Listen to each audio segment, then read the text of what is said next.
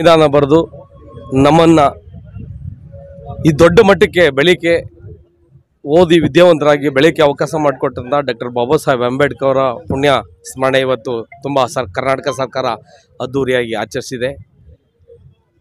ಏನೊಂದು ವಿಚಾರ ಅಂತಂದರೆ ನಮ್ಮ ದೇಶಕ್ಕೆ, ನಮ್ಮ ರಾಷ್ಟ್ರಕ್ಕೆ ಮತ್ತು ನಮ್ಮ ಪ್ರಪಂಚಕ್ಕೆ ದಾರಿದೀಪ ಅಂತ ಎನಿಸ್ಕೊಂಡಿರ್ತಕ್ಕಂಥ ಡಾಕ್ಟರ್ ಬಾಬಾ ಸಾಹೇಬ್ ಅಂಬೇಡ್ಕರ್ ಅವರ ವಿಚಾರಧಾರೆಗಳನ್ನ ಇಡೀ ರಾಜ್ಯಾದ್ಯಂತ ತಿಳಿಸ್ಬೇಕು ನನ್ನದೊಂದು ಮನೋಭಾವ ಇದೆ. ಮುಂದಿನ ದಿನಗಳಲ್ಲಿ ಒಂದು ಒಳ್ಳೆಯ ವಿಚಾರಗಳನ್ನ ಹೇಳಬೇಕು ಅಂತ ಭಾಳ ಇಷ್ಟಪಟ್ಟಿದ್ದೀನಿ. ಹಾಗಾಗಿ ಇವತ್ತು ಕರ್ನಾಟಕ ಸರ್ಕಾರ, ಸನ್ಮಾನ್ಯ ಸಿದ್ದರಾಮಯ್ಯನವರು, ಡಿ ಕೆ ಶಿವಕುಮಾರ್ ಅವರು ಎಲ್ಲರೂ ಆದಿಯಾಗಿ ಇವತ್ತು ನಮ್ಮ ಅದ್ಭುತವಾಗಿ ವಿಧಾನಸೌಧ ಮುಂಭಾಗದಲ್ಲಿ ಆಚರಿಸಿದ್ದಾರೆ.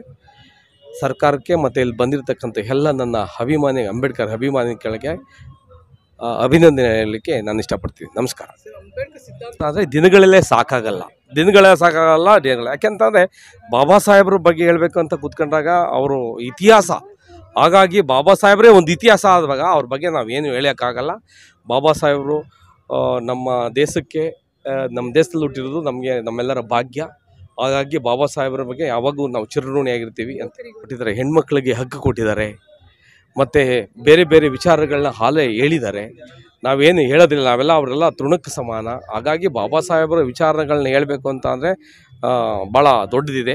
ಹಾಗಾಗಿ ಒಳ್ಳೆಯದಾಗಲಿ. ಬಾಬಾ ಸಾಹೇಬರು ಹಾದಿಯಲ್ಲೇ ನಾವು ಇವತ್ತು ಬದುಕ್ತಾ ಇದ್ದೀವಿ. ಅವರು ಕೊಟ್ಟಂಥ ಭಿಕ್ಷೆ ನಾವು ಇವತ್ತೇನಪ್ಪ ಅಂದರೆ ಇವತ್ತು ಮಾತಾಡಬೇಕಾದ್ರೂ ಅಷ್ಟೇ, ನಾವು ಓಡಾಡಬೇಕಾದ್ರೂ ಅಷ್ಟೇ, ಇಲ್ಲಿಗೆ ಬಂದಿರಬೇಕಾದ್ರೂ ಅಷ್ಟೇ ಅವ್ರು ಕೊಟ್ಟಂಥ ಒಂದು ಭಿಕ್ಷೆಯಿಂದ ನಾವು ಇವತ್ತು ಬದುಕ್ತಾ ಇದ್ದೀವಿ. ಹಾಗಾಗಿ ಆ ವ್ಯಕ್ತಿ ನೋಡಿಲ್ಲ, ಭಗವಂತನ ರೂಪದಲ್ಲಿ ನಾವು ಇವತ್ತನ್ನು ಸ್ಮರಿಸ್ಕೊಳ್ತಾ ಇದ್ದೀವಿ.